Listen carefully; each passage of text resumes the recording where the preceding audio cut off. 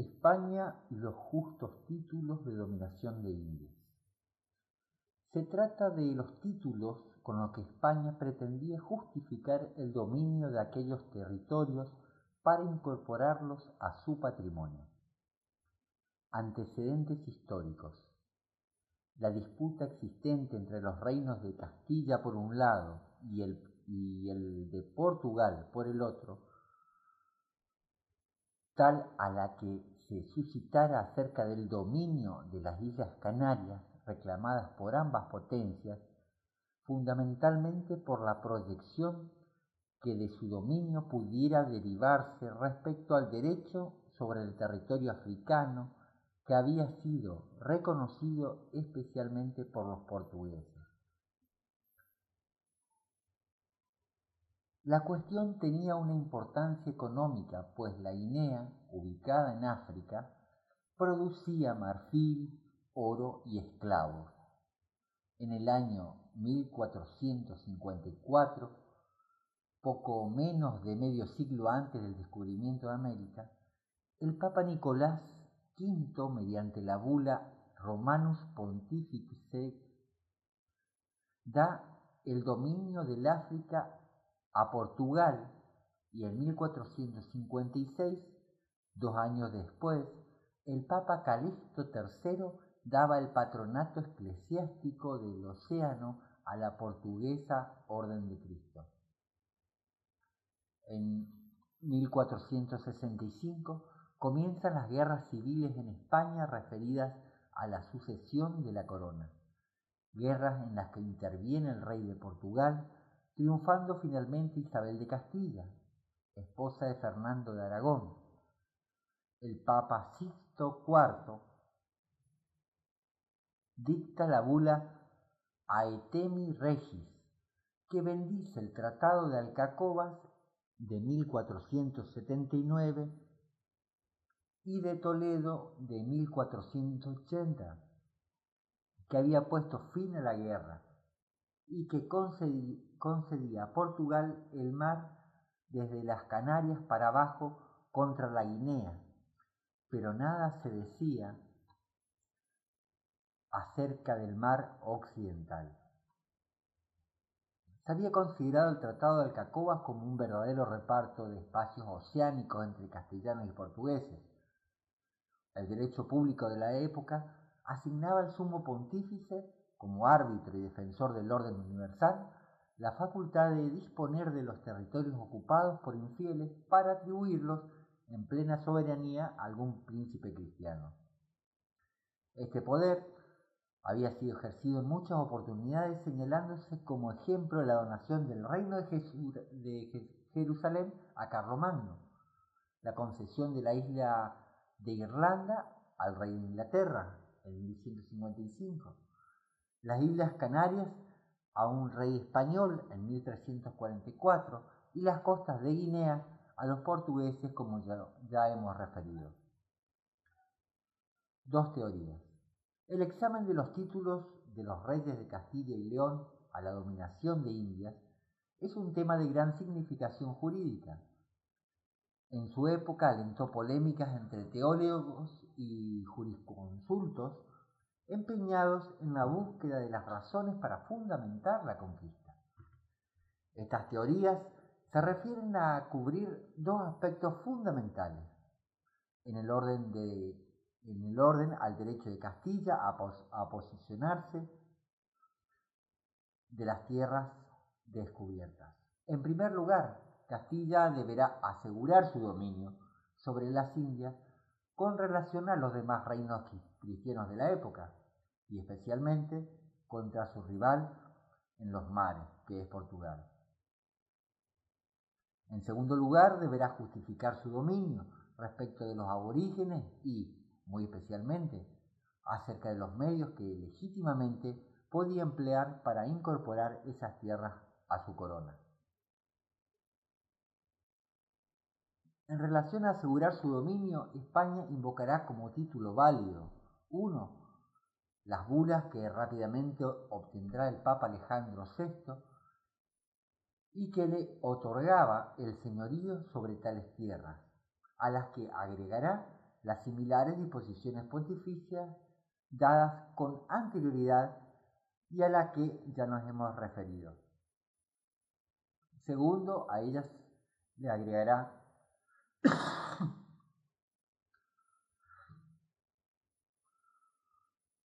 otros justos y legítimos títulos que fueron alegados por los juristas del reino. En relación a justificar su dominio, se deprimió la categoría del aborigen por considerarlo bárbaro, pecador, infiel y vicioso, señalándose el deber de los indios de someterse pacíficamente a los conquistadores. Una consecuencia de esta posición era que, en caso de no hacerlo así, se debía o no hacerle la guerra para someterlos. Numerosos e intensos fueron los debates que se suscitaron con tal motivo. La versión teológica. Opinión del cardenal arzobispo de Ostia, canonista del siglo XIII. Él decía: los pueblos gentiles tuvieron jurisdicción y derechos antes de la venida de Cristo al mundo, pero desde su venida, todas las potestades espirituales y temporales quedaron vinculadas a la persona y luego, por delegación, en el papado, de suerte que los infieles podían ser privados de sus reinos y bienes por autoridad apostólica, la cual estaban obligados a obedecer. A su vez, en la Suma Teológica, de Santo Tomás de Aquino, hay ideas muy claras sobre las relaciones del mundo cristiano con los gentiles, llegando a afirmar que cuando estos últimos posean injustamente, se les podían quitar las cosas y de este modo limitaban el derecho de los gentiles. Esta teoría tomista era enseñada en las universidades y los teólogos y juristas se inspiraban en el angélico doctor.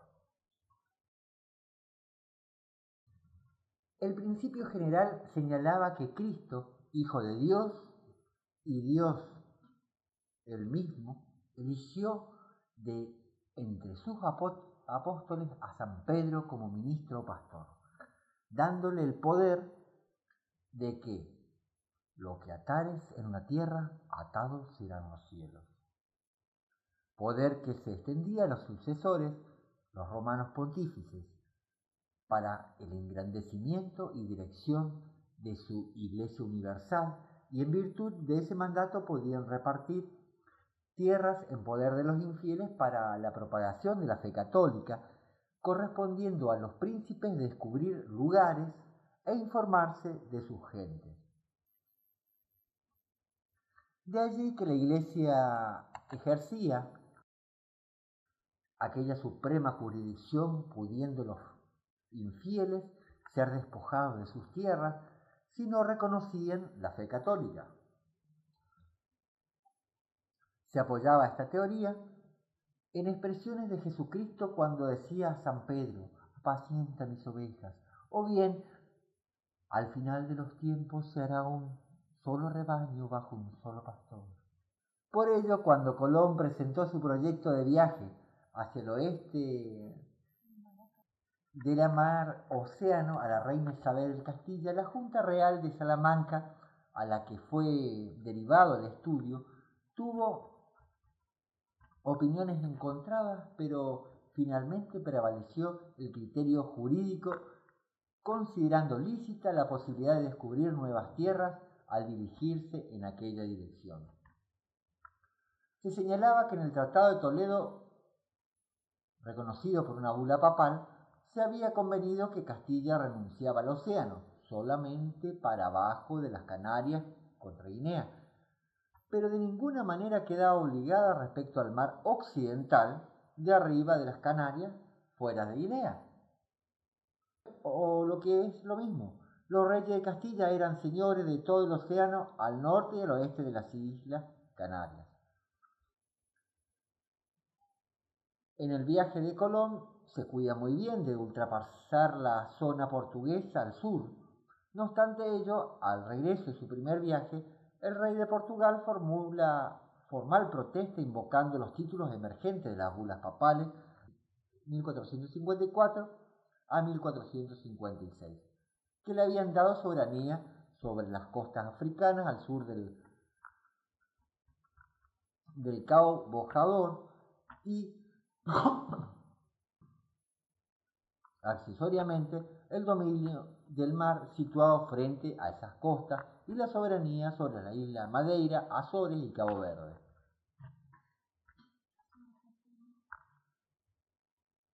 Azores, ¿cuál es la otra? Y Madeira. Este monarca entendía que Colón había tocado tierra dentro de la línea de los dominios que el Papa Calixto II le había acordado por bula de 1456.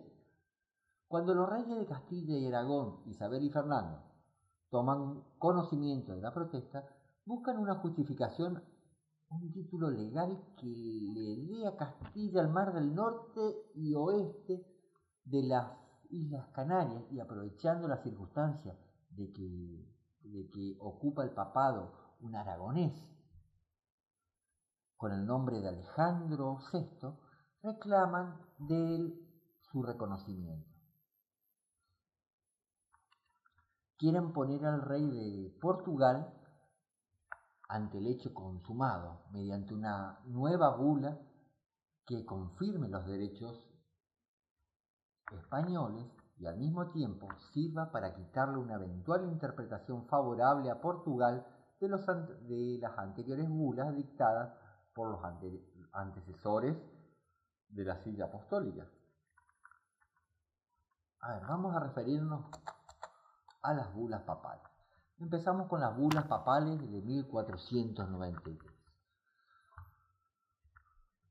Ante el pedido de los monarcas españoles, el Papa Alejandro VI expidió el 3 de mayo de 1493 la primera bula intercaetera, conocida como de donación, en la cual, teniendo en cuenta el propósito de los reyes españoles de difundir el catolicismo en las tierras descubiertas, les otorgaba todas las islas y tierras que no se hallaban sujetas al dominio de algún otro príncipe cristiano, con plena y libre omnímoda jurisdicción.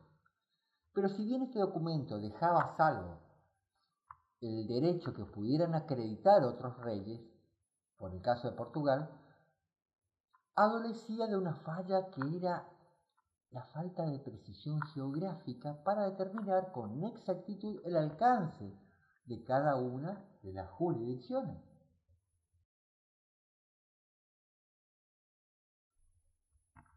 Se dicta entonces la segunda intercaetera el 28 de junio del mismo año, aunque aparece antedatada con fecha 4 de mayo.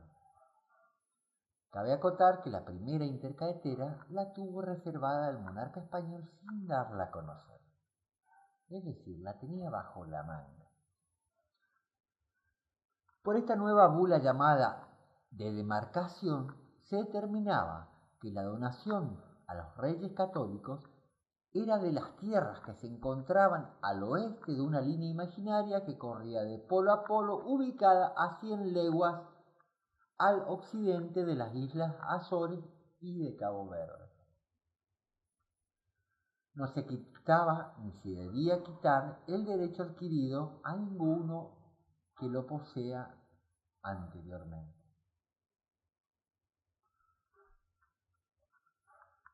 Aunque dictada con fecha posterior a la bula Eximias Devotionis, se le puso fecha 4 de mayo y parecía ser objetivo de dotar a los reyes católicos de una letra pontificia que le permitiera contener cualquier avance de las reclamaciones portuguesas mientras se estudiaba la segunda intercaetera, que era la de demarcación.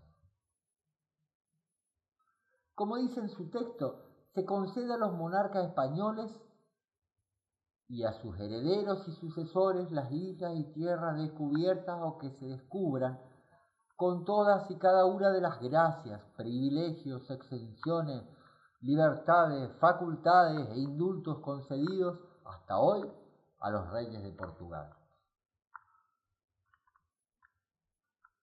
Se dicta posteriormente la bula Pis Fidelium, que está dirigida al vicario de la orden religiosa de los mínimos, y en ella se expresa que los reyes de España, deseosos de hacer florecer y exaltar la fe católica en las regiones de orientales y el mar océano, se había resuelto destinar a estas regiones a esos religiosos con otros seculares y seglares, concediéndoles el pontífice la más amplia facultad, licencia, potestad y autoridad para trasladarse y residir sin licencia de sus superiores, predicar y hacer predicar la palabra de Dios para convertir a la fe a los naturales, bautizarlos, instruirlos y administrarles los sacramentos. El contenido de esta bula enfatiza el sentido de la donación pontificia, que fue el de la evangelización de los indios. Finalmente, Dudum Siquidem, del 25 de septiembre de 1493, amplía la donación a todas y cada una de las islas y tierras firmes, halladas o por hallar, descubiertas o por descubrir, que estén, fuesen o apareciesen,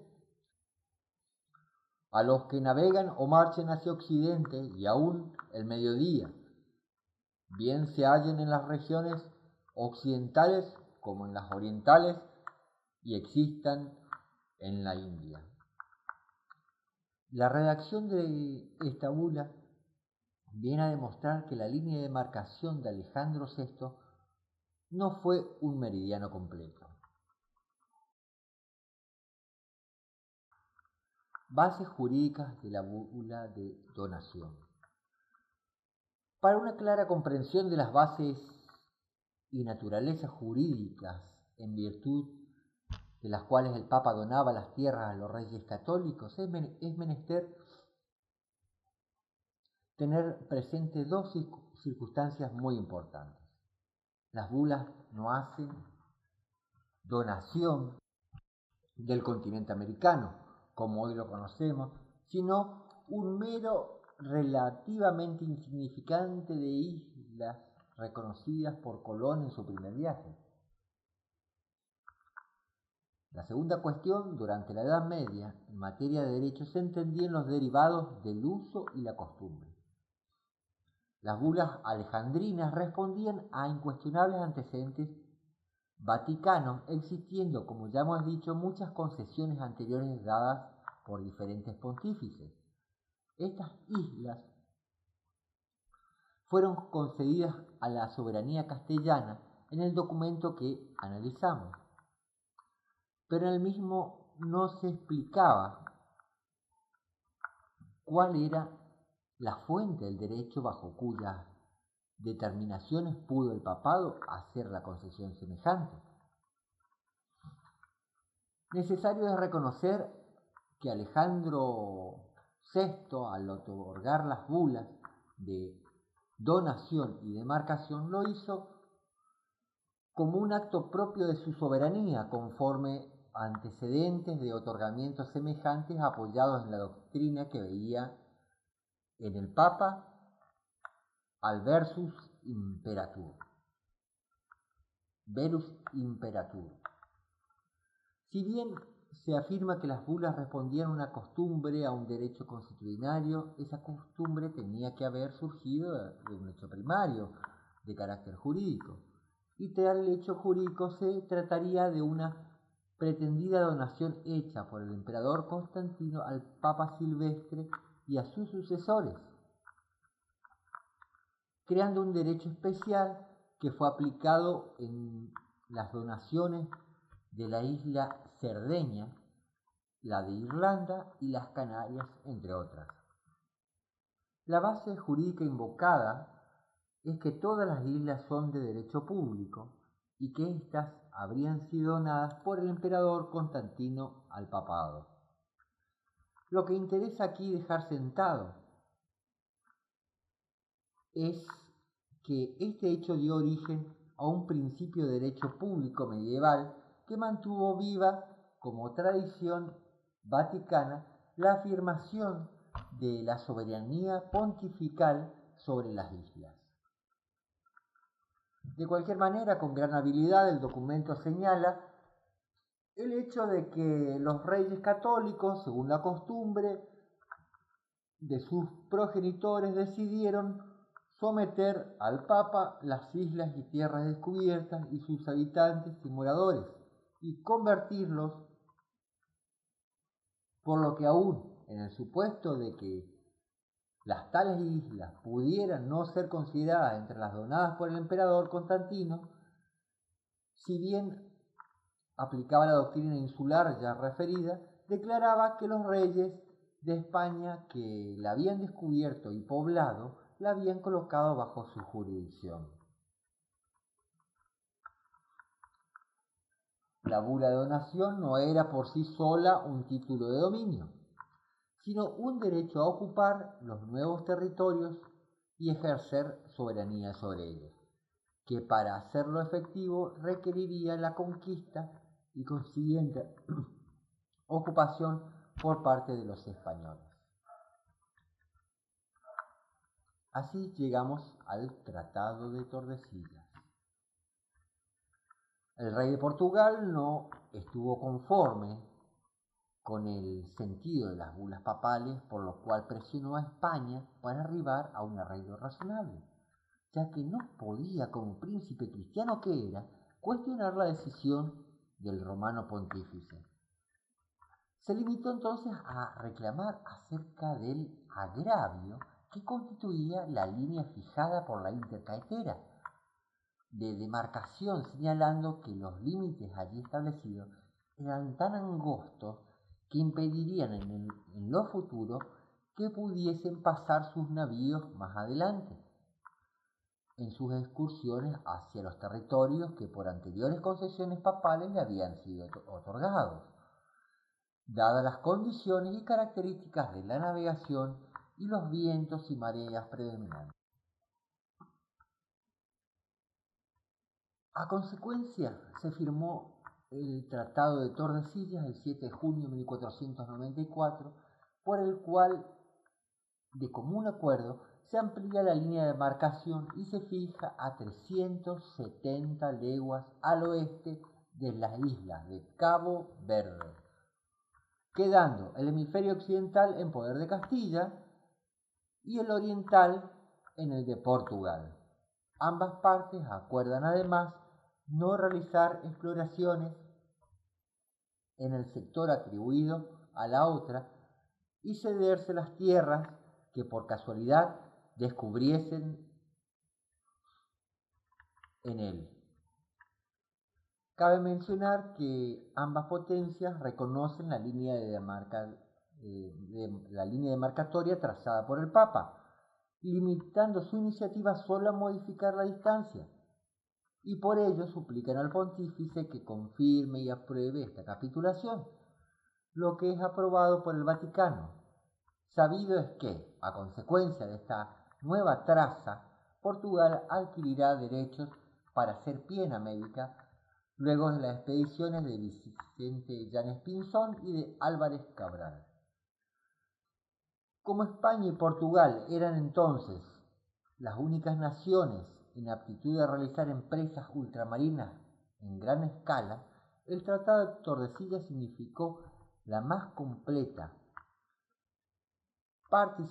partición del mundo, atribuyendo la exclusividad de la navegación y de las conquistas a cada uno de esos dos estados, y en tal sentido debe señalarse que ninguna otra nación europea se opuso ni discutió en ese momento ni las bulas de donación ni el Tratado de Tordesillas.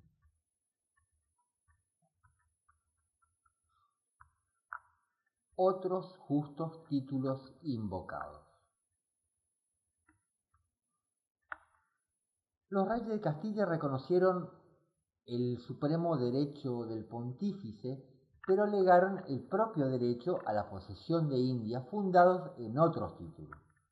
Así lo hacen constar en la Real Cédula, por la cual se declaraban incorporadas las Indias a su corona el 14 de septiembre de 1519, al expresar en el inicio del documento que, por donación de la Santa Sede Apostólica y otros justos y legítimos títulos, somos señor de Indias Occidentales, islas y tierra firme, del mar océano, descubiertas y por descubrir.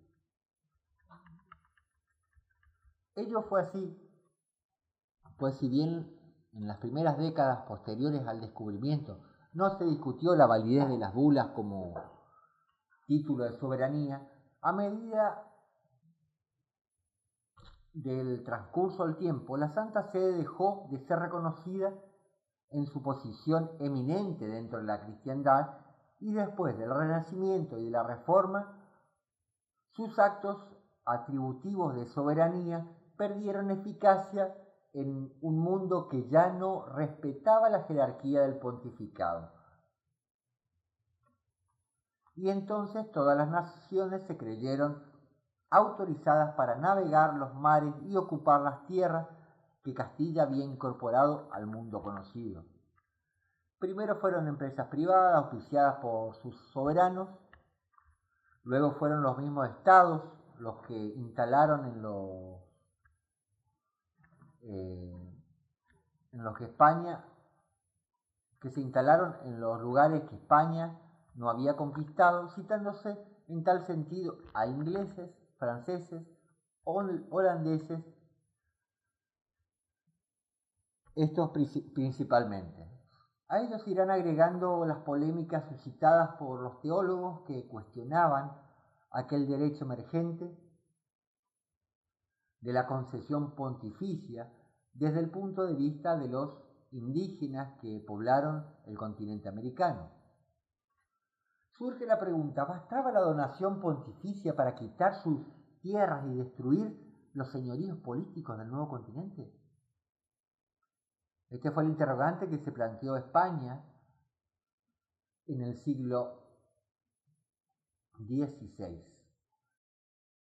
empeñándose en discutir los fundamentos mismos del dominio que sus reyes ejercían en las Indias.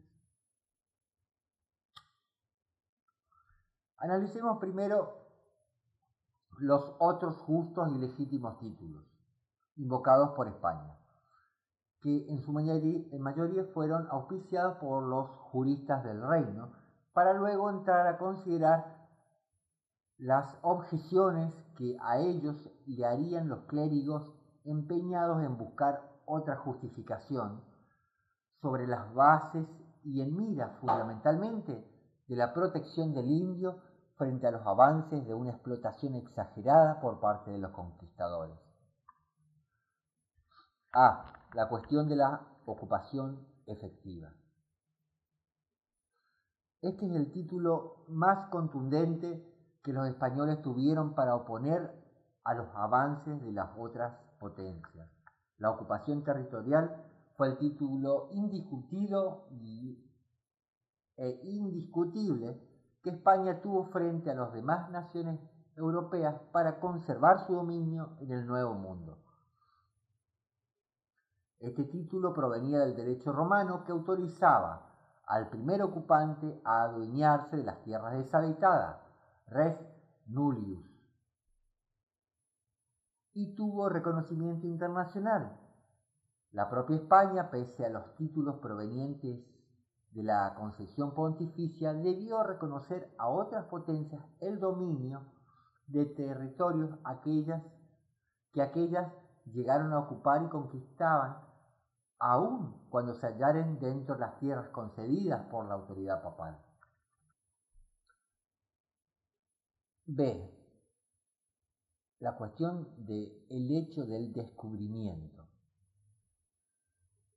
consideraba que habían sido los castellanos quienes habían descubierto estas tierras y en virtud del derecho natural les correspondía su propiedad. C.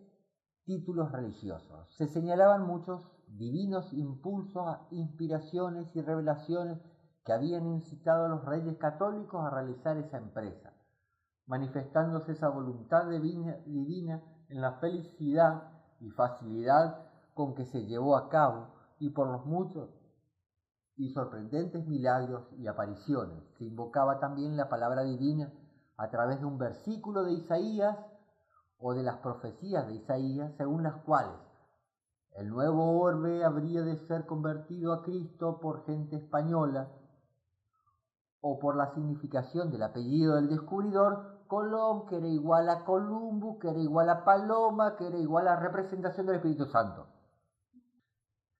D. La misión evangélica. Colonización destinada a incorporar a los indios a la fe católica, algo así como una guerra santa destinada a convertir a los infieles, autorizada por el Papa al otorgarles las tierras de donación a los reyes católicos. Se admitía la licitud del previo dominio temporal sobre los indios para implantar la cristiandad y para conservarla una vez recibida por estos, y especialmente para defender a los conversos de los eventuales ataques de los gentiles. Punto E. La barbarie e incultura de los indios. Se afirmaba que los aborígenes de esas tierras apenas merecían ser llamados hombres y necesitaban quienes los elevaran a la condición humana, ya que llegaba a afirmarse que carecían de razón y, citando a Aristóteles, se les consideraba una especie de bestias parlantes, con una condición de siervos por naturaleza, que tenían el deber de someterse a los europeos de una cultura superior. Punto F. Los abominables vicios, que dominaban entre los indios, como la idolatría, con sacrificios humanos a sus ídolos, antropofagia, sodomía e incesto, como así la embriaguez y la tiranía. Punto G. La voluntaria aceptación de los indios a la soberanía española. En muchos casos, tribus indias buscaban voluntariamente la protección de los españoles en contra de la sangrienta tiranía que le era impuesta por otras tribus dominantes que los sometían a la esclavitud.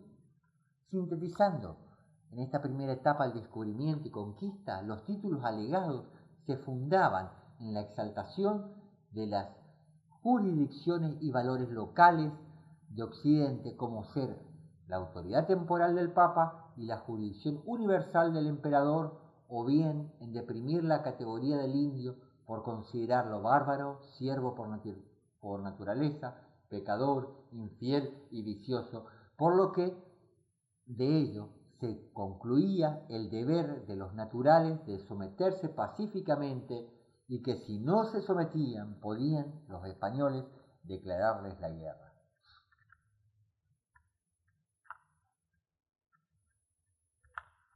Opinión de Fray Bartolomé de las Casas y del Padre Francisco de Victoria. Las Indias estaban pobladas en el momento del descubrimiento por una cantidad de razas y tribus de diversa cultura y hábitos diferentes, junto a los aztecas y a los incas, que eran pueblos ya evolucionados y organizados. Otros grupos evidenciaban un estado muy rudimentario de civilización. Entre nosotros estamos justamente en este último punto. También fueron muy distintas las reacciones de estos indígenas frente a los españoles, aceptando algunos su dominación, sometiéndose y mezclándose con ellos, mientras otros mantuvieron una resistencia a veces prolongada y tenaz, que en algunos casos llegó hasta la época independiente. Posición simplista. Pero antes de la oposición que muchas tribus hicieron a la penetración española, surgía el interrogante acerca de si era lícito o no el hacerles la guerra para así lograr los fines que perseguía la conquista. La posición más simplista para los que no acatasen voluntariamente la dominación de los españoles la representa el jurista Palacios Rubios. Así es, Palacios Rubios, autor de su famoso requerimiento, que decía ser leído por el escribano ante los indígenas y en el cual el nombre de los reyes de España, muy católicos y muy defensores de la Iglesia, se les notificaba que Dios existe, que creó el mundo, que existía un Papa a quien el Señor encargó de que todos los hombres del mundo fuese Señor y superior, y a quien todos obedeciesen, dándole todos el mundo por su reino, señoría y jurisdicción, y que uno de los papas hizo donación de estas tierras a los reyes de Castilla y sus sucesores, y que como tales reyes debían de ser obedecidos, y que si así lo hicieren se les daría privilegios y mercedes, y en caso contrario se les haría la guerra y se les sometería al yugo y obediencia de la Iglesia y de los reyes. Se tomarían sus mujeres e hijos y los harían esclavos y les harían todos los males y daños que pudieran. Fácilmente se desprenderá que la lectura de este documento habría de dejar perplejos a los nativos, pues no entendían el idioma en el que estaba redactado, y la falta de intérpretes de lo que lo tradujeran sería un factor más que suficiente para el rechazo de los indios conminados. No faltaron en España críticas ácidas e irónicas a este procedimiento que no podía terminar sino en un enfrentamiento armado con los indios hostiles o en el acatamiento de aquellos que estaban dispuestos a hacerlo, para lo cual no era menester leer tan sesudo documento.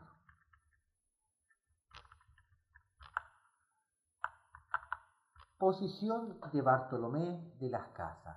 Punto 1, tema 6 de la bolilla 2.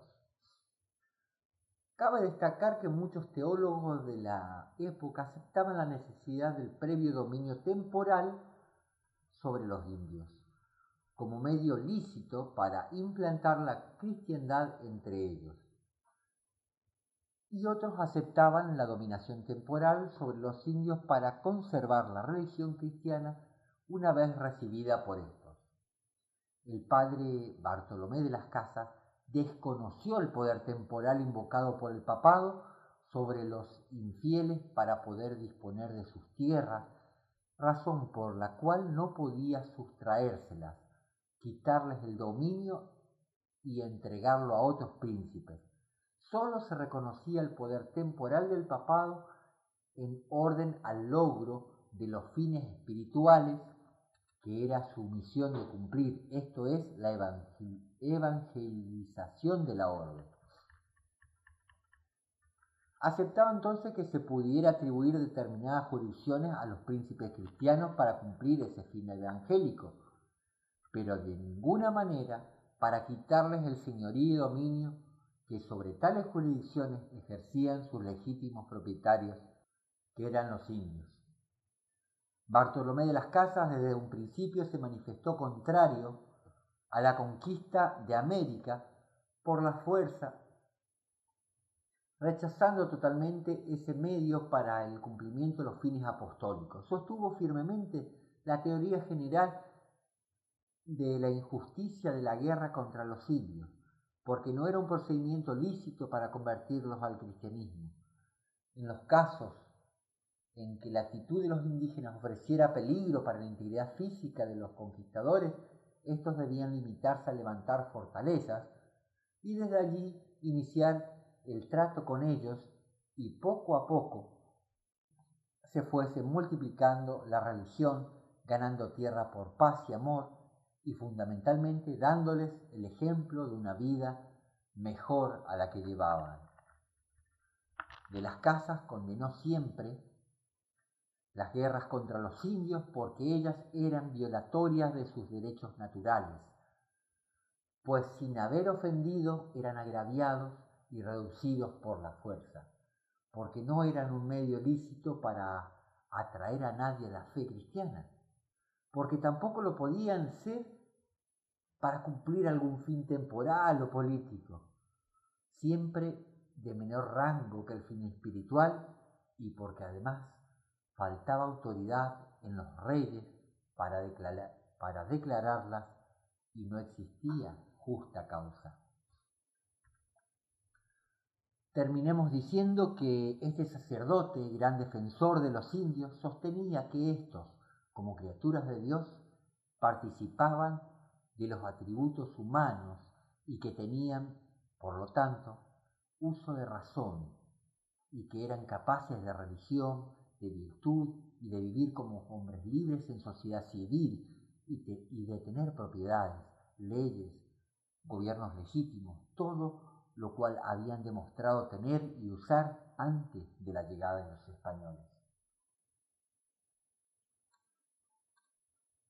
La posición del padre Francisco de Vitoria.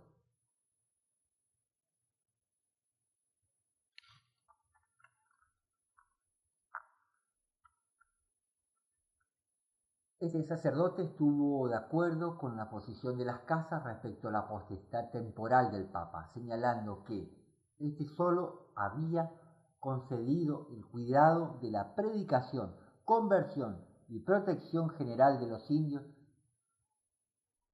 y no que el dominio otorgado fuese general y absoluto, ya que para ello no tenía facultades suficientes y menos pudiera otorgar tal poder a los príncipes. Francisco de Vitoria hizo un profundo análisis de los títulos invocados hasta ese momento para justificar la dominación de India, llegando a la conclusión de que ellos eran ilegítimos. Siguiendo el orden en que los tratamos al analizarlos anteriormente, señalaremos las razones que llevan a Vitoria a esa conclusión. A. La concesión pontificia. Negaba la potestad temporal del Papa que emergía de su condición de monarca universal temporal y que por lo mismo pudiera constituir a los reyes de Castilla en príncipe de indios. Recordaba que, si bien conforme a la Sagrada Escritura nuestro Señor había puesto a San Pedro y a sus sucesores al frente de la Iglesia, ese poder estaba circunscripto a lo temporal en el orden espiritual, es decir, en cuanto es necesario para la recta administración del orden espiritual. En tal sentido eran de aplicación la parábola referida al momento en que nuestro Señor Jesucristo recuerda que su reino no es de este mundo, a lo cual responde, o cuando responde a los fariseos, dad al César lo que es del César y a Dios lo que es de Dios. Palabras que determinan claramente las potestades terrenas y las espirituales de la doctrina cristiana. Por ello, no toda potestad divina había sido transmitida al Papa, y aún en el supuesto de que el sumo pontífice estuviera dotado de tal poder secular universal sobre todo el mundo, no podría darlo a los príncipes seglares, pues sería anexo al papado. B. La cuestión efectiva y el hecho del descubrimiento.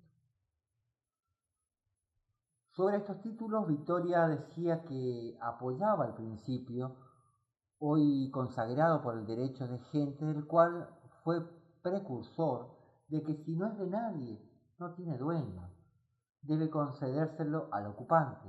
Pero en el caso americano, no careciendo de dueños esos territorios, ya que los indios eran verdaderos señores, no podían comprenderse en las leyes precedentes, no podía descubrirse lo que ya estaba descubierto, y menos podía ocuparse a título de dueño, establecer un dominio a territorios que ya estaban poseídos en tal carácter por otras naciones. C. Títulos religiosos y misión evangélica. Sobre el primer aspecto no le atribuye el valor jurídico para otorgar títulos de dominio, más allá de la existencia o no de tales milagros. En relación a la evangelización de los indios como un imperativo impuesto por las bulas papales, Victoria señala que los indios, antes de oír cosa alguna de la fe de Cristo, no podían ser considerados como incurriendo en pecado de infidelidad, que tampoco tenían el deber de creer al primer conocimiento de esta fe, y aun cuando les hubiese sido anunciada razonablemente y ellos no hayan querido aceptarla, no por eso había razón suficiente para hacerle la guerra y quitarle sus bienes. Punto D. La barbarie e incultura de los indios. Sobre este aspecto, Victoria consideraba que, en general, los indios eran criaturas susceptibles de ser atraídas a la fe católica, pero creía que esta circunstancia no autorizaba a los reyes a desposeerlos de sus propiedades. Hacía, sin embargo, alguna salvedad respecto a algunas tribus, como los caribes, cuya antropofagia era conocida, lo cual los ubicaba por debajo de la categoría humana, en el nivel de bestias que podían ser conquistadas. Los abominables vicios de los indios, que contrariaban los principios del derecho natural, especialmente la tiranía que afectaba a los naturales en muchos casos, tiranías muchas veces sangrientas, o la sodomía, incesto, la antropofagia, etc., no bastaban para apartarlos violentamente de ellos ni castigarlos, porque tal potestad suponía la falsedad de aceptar que el Papa tenía jurisdicción sobre ellos. La voluntaria aceptación de los indios. Punto F. Aun cuando a su llegada los españoles hubieran hecho ver a los indios que el rey los llamaba allí para hacer su felicidad y ellos lo aceptaran, tampoco este antecedente satisfacía demasiado a Victoria, pues entendía que pudo haber miedo o ignorancia, elementos que viciaban toda elección por parte de los naturales. Los legítimos títulos según el padre Victoria. El principal título que Victoria reconoce como legítimo para la penetración en las Indias es la propagación de la religión. Argumenta que por ley divina los cristianos tienen el derecho y la obligación de predicar y anunciar el Evangelio entre los indios. Y aunque considera que esto es lícito a todos los pueblos cristianos, no obstante ello está dentro de la facultad del Papa atribuir un determinado reino la realización de esta tarea y prohibiéndoselo a los demás, porque aunque el romano pontífice no sea señor universal, sin embargo tiene poder sobre las cosas temporales en el orden de las espirituales. Y ello, siendo su misión divulgar el Evangelio por todo el mundo, pudo confiárselos a ellos que habían dado sobradas muestras de su fe y su adhesión a la jerarquía eclesiástica y prohibírselo a los demás. Al considerar en este título si era legítimo o no hacer la guerra a los indios a los efectos de predicarles la fe, Victoria se muestra en principio contrario a este medio bélico, pero hace una importante disquisición, en el sentido de que si los predicadores son atacados, si se pone en peligro la vida de ellos estaban también obligados a preservar por mandamiento de la propia religión. Ellos estaban obligados a preservar por mandamiento de la propia religión. Resultaba legítimo que ejercieran su defensa mediante el uso de la fuerza. De manera tal, para cumplir el objetivo de la predicación de la fe, justificaba el uso de la fuerza, siempre que los indios los atacaran. Pero se manifiesta total y absolutamente contrario a que la aceptación de la fe les sea impuesta por la fuerza, ya que este es un acto libre en el que la voluntad no puede ser forzada por aquel medio. El segundo título que Vittoria acepta es que aun cuando con reservas para ciertas tribus como los caribes, era el de la superioridad cultural de los españoles, que ante el ataque de aquellos debían someterlos por la fuerza. Partiendo de los principios del derecho natural, que era conocido por los seres racionales precisamente por contar con la razón necesaria, consideraba que los indios cometían pecados muy graves como la sodomía, la antropofagia, el incesto y especialmente la tiranía. Por lo que era legítimo enseñarlos para seguir la buena senda, pero ante su oposición por la fuerza era legítimo hacerles la guerra. Partiendo también de los principios del derecho natural, que posteriormente dieron lugar al derecho de gentes, existía una sociedad y comunicación natural, la libertad de los puertos y de mares, por cuya virtud los españoles tenían el derecho de recorrer aquellas tierras y de permanecer allí, sin que se les haga daño alguno por parte de los indios y que puedan prohibírselo, pues todas las naciones consideraban que los huéspedes y peregrinos recibieran el mal sin justa causa, a menos que los viajeros obraran mal al llegar a tierra ajena. Si los indios querían impedir a los españoles todo lo que podían hacer como el comercio y otras cosas, que es derecho de gente, deben estos primeros evitar el escándalo con razones y mostrarles que no han ido allí para hacerles el mal, sino que quieren ser sus huéspedes.